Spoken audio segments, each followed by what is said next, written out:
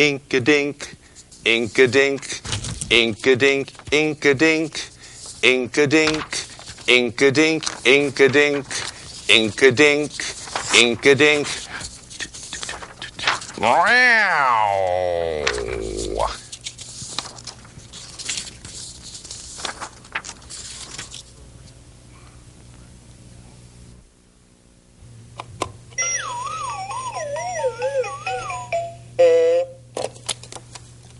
Good morning. Basil BuddhaCat presents. Governor Santorum, pardon me, former Senator Santorum from Pennsylvania on the line.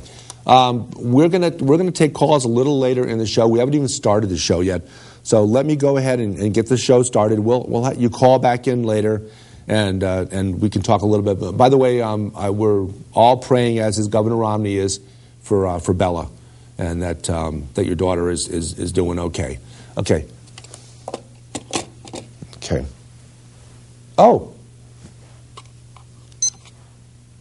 Welcome to Basil BuddhaCat Presents. My name is David Stevenson. I'm Basil's co-host this Sunday morning. Host of the show, Basil BuddhaCat. And with us again, we have former governor of the state of Massachusetts, Mitt Romney. Mitt, of course, is a candidate for the Republican nomination for president. And in our show Friday night, we got into a little discussion about a recent ruling by the Obama administration regarding birth control. And the religious ramifications of the ruling were that the Catholic-run hospitals and hospitals in general are required by law to follow the law and to make the birth control pill available to people.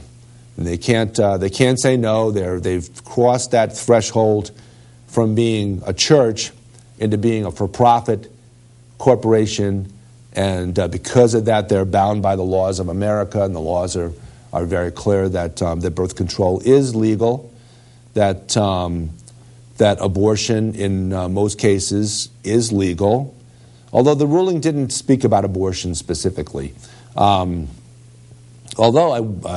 Basil's telling me that he wants to spend some time talking about the Susan B. Komen Foundation, because Basil was greatly distressed last week when the foundation came out and said that they would not provide any funds for Planned Parenthood anymore, because Planned Parenthood is being investigated, and most people would agree that the investigation is unfounded, that Planned Parenthood does not provide abortions. It does not provide abortion services. It's in fact, what it provides almost exclusively are referrals to reasonably priced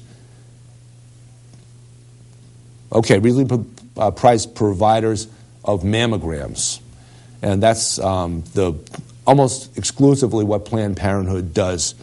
They're in the life-saving business of women, Basil says it's incredibly ironic that Susan B. Komen Foundation, which walks and collects money for women's health and for breast mammograms and women's health issues, would cut off funding. Now, there was a firestorm of controversy over that, and we'll get Governor Romney involved in that, perhaps. Let me get him on the phone and find out. Governor Romney, we're going to spend a few minutes on the Susan B. Komen issue with concerning Planned Parenthood. Can we include you in that conversation? Well, I'll take that as a no. So Governor Romney says no, he doesn't want to get involved in that. He says he's still studying the situation, and he does in fact think that the Susan Komen Foundation took a middle ground in his mind's eye afterwards, after there was a firestorm of criticism over their withdrawal of any funding for Planned Parenthood. Okay. Now, Basil says that, and I want to make sure I get this right because I have to translate. As you know, it's important to note, especially on a Sunday morning show, that Basil, like myself, is a devout Christian, and Basil also considers himself to be a Buddhist. So, in a religious sense, he's a fundamentalist. He believes, not a fundamentalist, but he's a devout Christian, and he wants, okay, I didn't mean to use the fundamentalist because I understand that's not at all what you are. Basil's a devout Christian religiously, and he's a Buddhist philosophically, and he believes, as I do, that, want to make sure I'll let you explain again, and I'll translate for you because it's important to get it exactly right, Basil. Okay, says that that he believes strongly that Buddhism and Christianity, at least the Christianity that Jesus Christ, our Lord and Savior, taught to his disciples and also to the people who he encountered while he was alive, runs a very similar course to Buddhism. It's a blueprint for life, for making good decisions, for being a good person, for taking care of the poor, for essentially just leading a sound life and being a good person. And Basil, in fact, notes that in his scholarly studies, he notes that it's very possible, from what he has read, he's determined that it's very possible that during some of those years that Jesus was that are unaccounted for in the Bible, in the Gospels of Matthew, Mark, Luke, and John, that there were some years that it's very possible that Jesus may have actually traveled to the East and actually studied Buddhism, which of course Buddhism dates back, much before Christianity and in fact before Judaism, and that Basil believes that it's very possible that Jesus took a lot of what he brought to his disciples and to the people he interacted with during his life, that he may have in fact borrowed quite a bit from the teachings of Buddha. Okay. At any rate, let's go forth and talk a little further about the recent primaries that Governor Romney. You didn't put a lot of stock in the primaries in Missouri and in Minnesota, or the caucus in Colorado. You did expect to win the caucus in Colorado because you won that overwhelmingly in 2008 over John McCain. You won that overwhelmingly there. In fact, about 65% of the caucus goers in Colorado in 2008 supported you. Now, this time around, that number shrunk substantially as you received about 35% of the caucus goers' support in Colorado. And former Senator Rick Santorum, who's been on the show and may very well call in to comment. He called in at the end of the Friday show, and I asked him to call back today if he wanted to comment. But Governor Romney, Senator Santorum, former Senator Santorum, ended up with 45% of the caucus goers' support to your 35%. So he won a pretty substantial. Okay. Good morning, Basil BuddhaCat presents.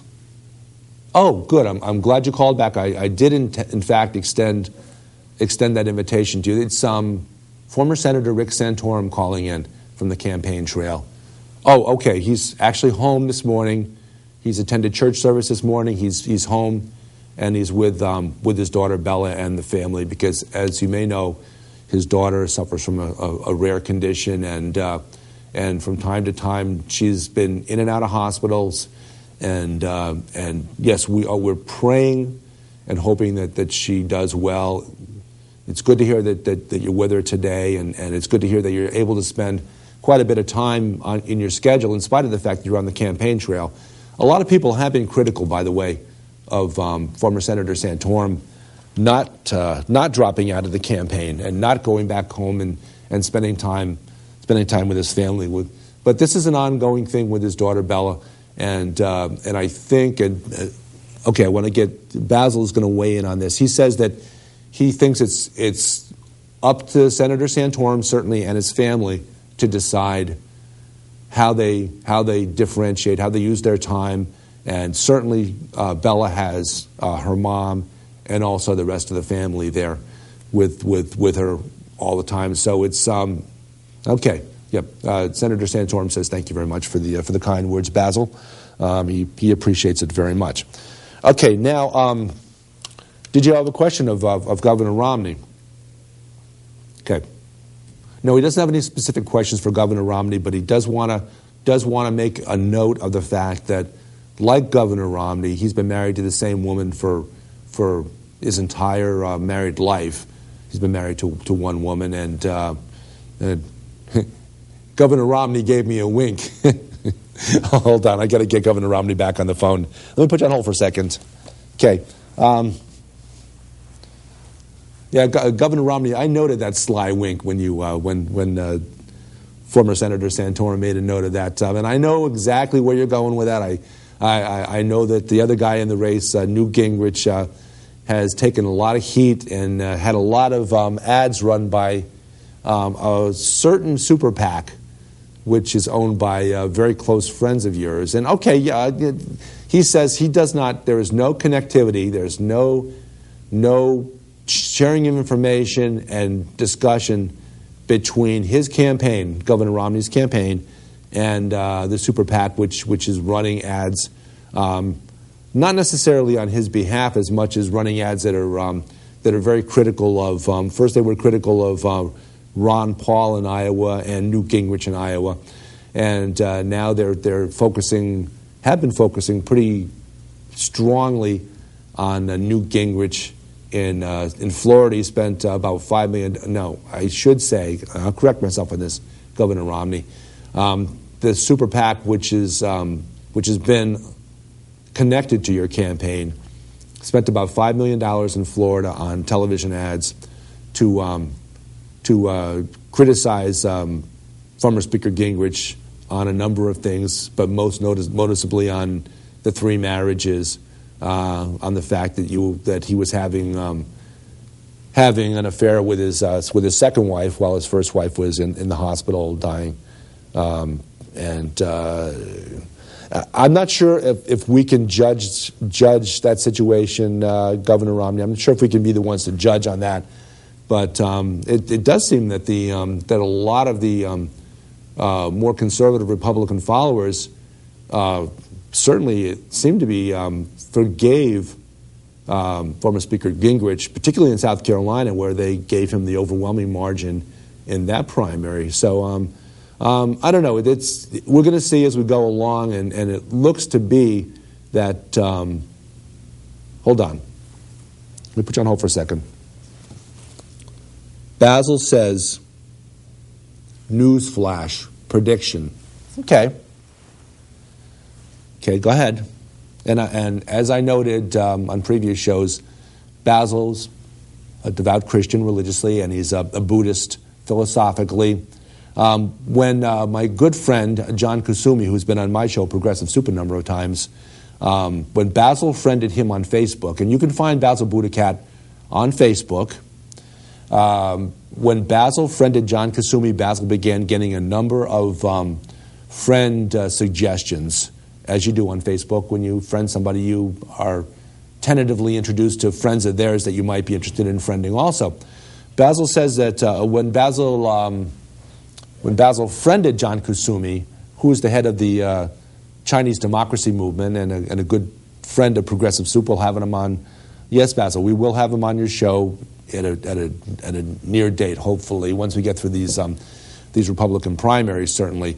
Basil says that when he began getting friend requests or friend suggestions, actually, from folks with whose names were Chinese characters, not written in English but written in Mandarin, that Basil began getting friend suggestions, and Basil began to become fluent not in Cantonese, because Cantonese that's the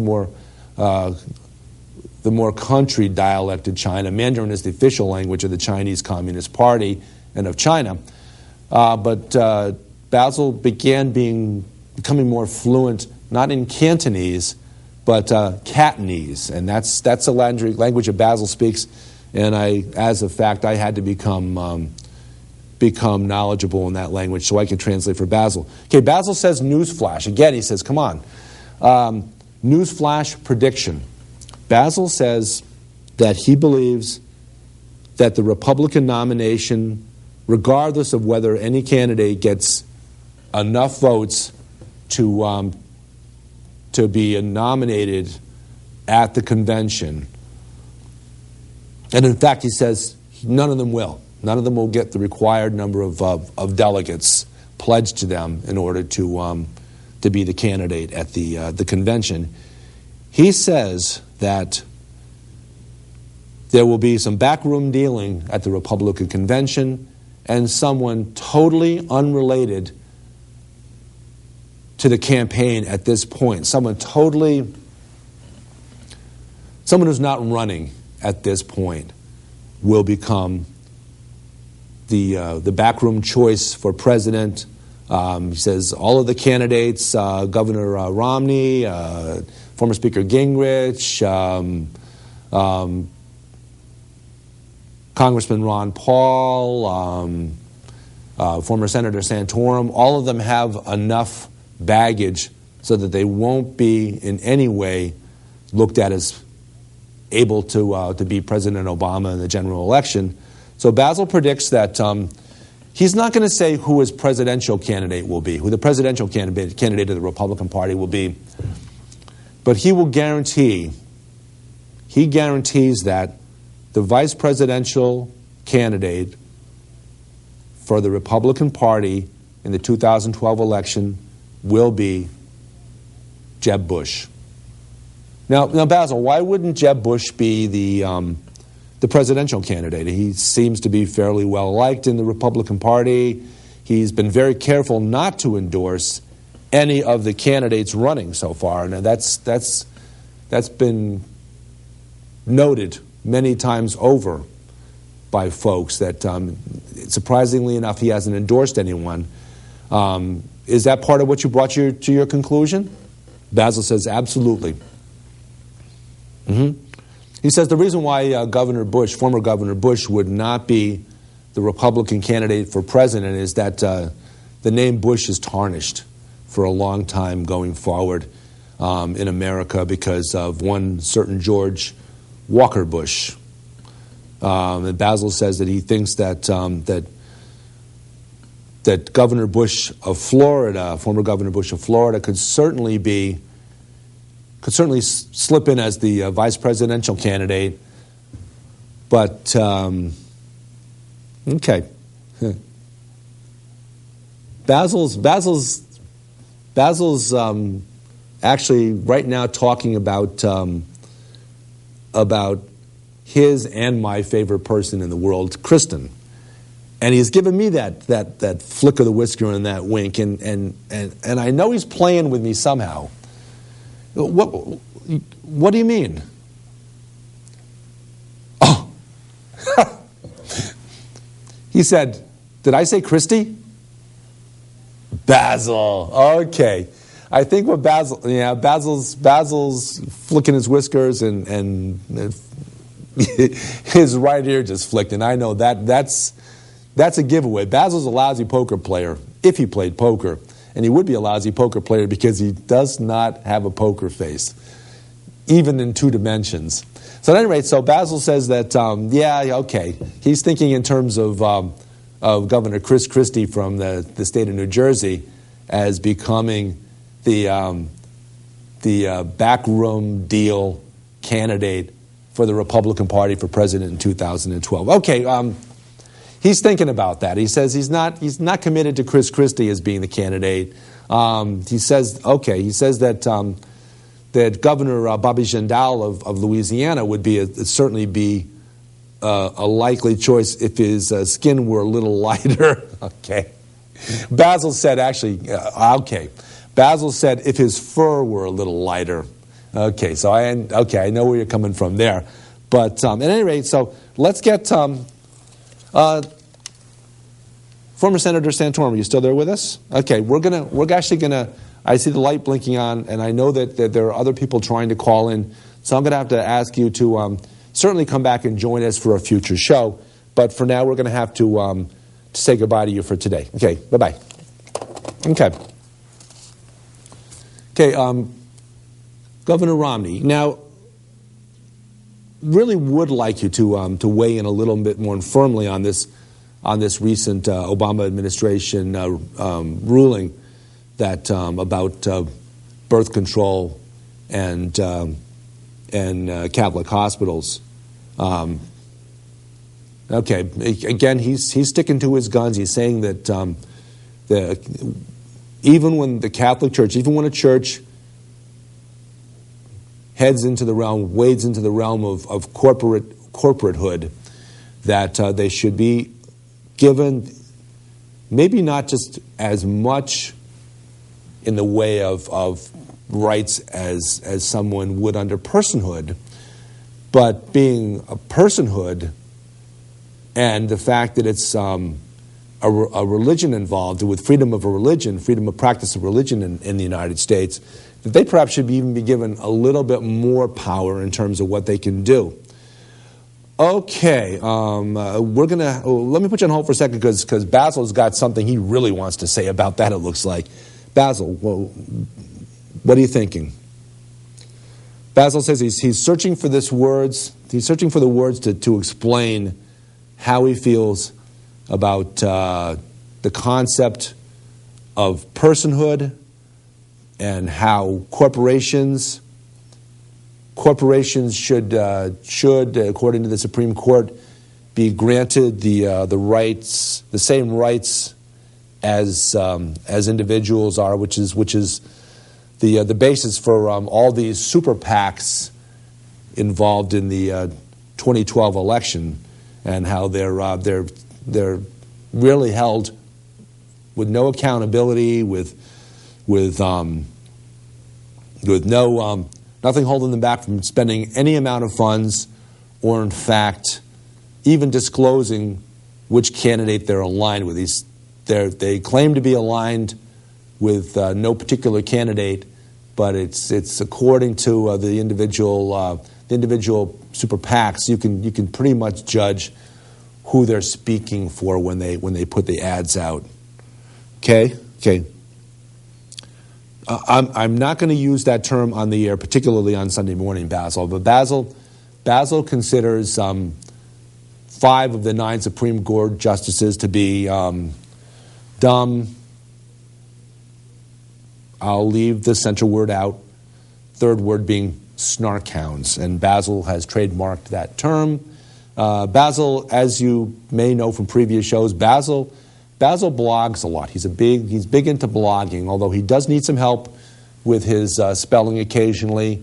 And in fact, Basil sometimes needs help with the keyboard because certainly Basil says if cats were included under the Americans with Disabilities Act, they would be protected, certainly, because of the keyboard on the computer. And Basil says it's very contrary and makes it very difficult to type with what is described as being his furry, galumpy paws. Okay, Basil wants to note that you can follow him. You can Google Basil. You can Google Washington Post, because Basil likes to weigh in on the Washington Post, on the blogs there, on the different articles, the political articles, and also the sports articles. Basil, as we noted in Friday's show, is a big baseball fan, and Basil's still upset about this event back in 1899. And we'll go over that again in a second for the folks that missed Friday evening show. But Basil also likes to blog on a couple of what he describes as being right-wing rags, internet rags, if you will. Of course, rag refers to the actual physical composition of newsprint back in the days when newspapers were entirely made of cloth, the combination of cloth and paper and things of that nature, what became to be called newsprint, which is an inexpensive paper product that's used in most newspapers. Basil also blogs on those two, as he calls right-wing rags, called Conservative Bite, and that's BYTE, and also on Newsmax, which is a fairly well-known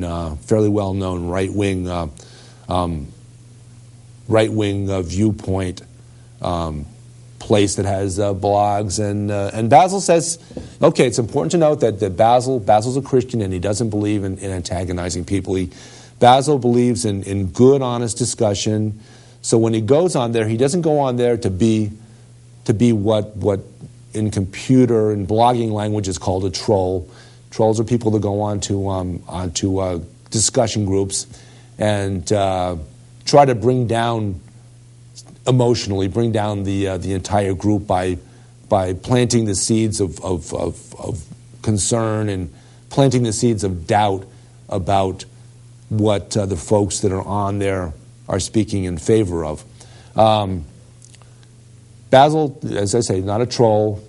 He goes on these blogs, all of them that he goes on to. He goes on to in order to just get involved in honest discussion. He likes to be, not so much critical as he likes to point out the untruth in what people are saying, and he notes that on those two right-wing blogs, Newsmax and Conservative Bite, you'll get a lot of what he calls an echo chamber effect, where somebody will say something derogatory about, particularly about President Obama, that he's this belief that President Obama is a Martian, and I'm not sure if that's correct, but Basil says might as well be calling him a Martian. And one will say he doesn't qualify to be president because he's a Martian, and the next 10, 12, 20, 50 people that follow in will basically say, yeah, Joe's right, or whoever happens to be the first one to say it. Yeah, that we agree, I agree, and they'll add a little something more derogatory about President Obama. So in that sense, it's kind of an echo chamber. But he likes to get in there on specific points made by people and respectfully disagree and present Basil's point of view and tries to get some facts into the discussion, and he doesn't get much in the way of feedback, not much in the way of discussion back toward him from those individuals. But he knows he's made his point, and he thinks it's important to add in his point of view and look to the facts and bring some facts into a discussion that maybe wasn't headed in a factual direction. So we're going to have to close the show down there. Okay. One more quickie. Senator Santorum, we're going to get you back. Okay, yeah, I recognize your voice. This is Senator Santorum again from Pennsylvania. We'll get you back on the show again, Senator, but we're wrapping up our show for this morning, and we'll have to leave it at that. We'll talk to you again soon. Thanks for calling. Okay, this has been Basil BuddhaCat Presents. I'm David Stevenson. I'm Basil's co-host. Basil has graciously kept me on. Basil BuddhaCat, host, and our guest, former Governor Mitt Romney from Massachusetts. Thank you. Good night, or good day. They say they'd rob your grandma blind on Wall Street, fritter her away her Medicare on Wall Street, and Pharma Oil and their pet fox don't care if she lives in a box, so long as they wear platinum jocks on Wall Street, Meow.